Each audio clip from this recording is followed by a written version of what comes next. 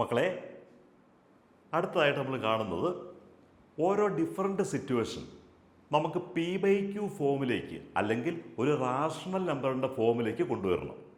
വളരെ ഈസിയാണ്. Sir trick പറഞ്ഞു തരാം. സിമ്പിളായിട്ട് മക്കളെ കേട്ടാൽ മതി. ജസ്റ്റ് ഒന്ന് സാറിന് ശ്രദ്ധിച്ചാൽ മതി. ക്വസ്റ്റ്യൻ നോക്കിയേ. Express the following in the form P/Q where P and Q are integers and Q not equal to 0. അപ്പോൾ ഇതിനെ 0.6 ബാർ നമ്മൾ ഇതിനെ എങ്ങനെയാണ് P/Q ഫോമിൽ കൊണ്ടുവരുന്നത്?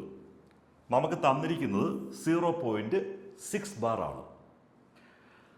ഈ 6 ബാർ എന്ന് പറഞ്ഞാൽ എന്താണ്? 0.6666 അങ്ങനെ തുടർന്ന് പോകും.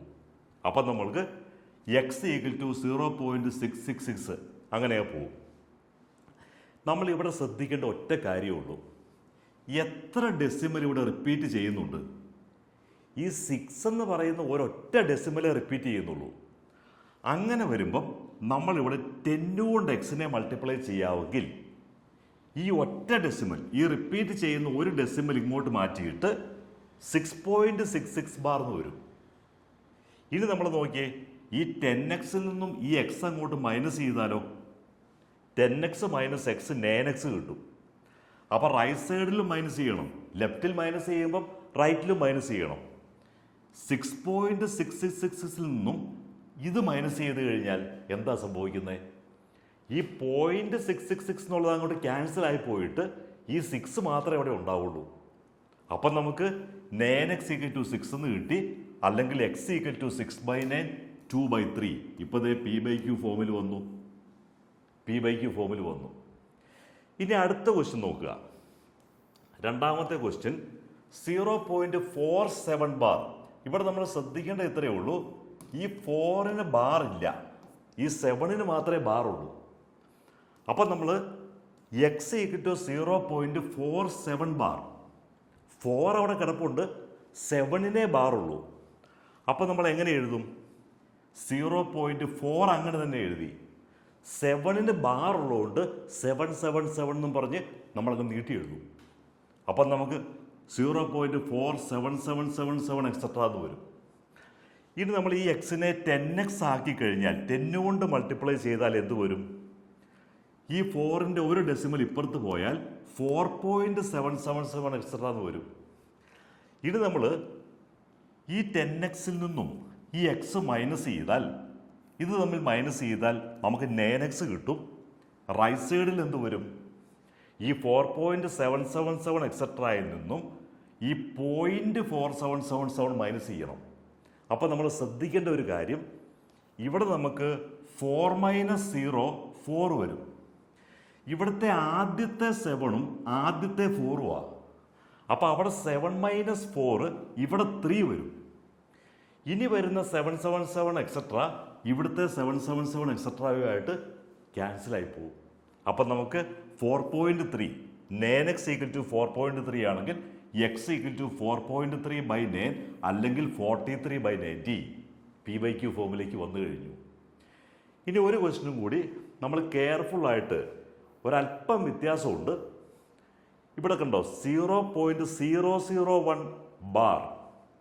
ബാറിനകത്ത് 3 ഡിജിറ്റുകളുണ്ട്.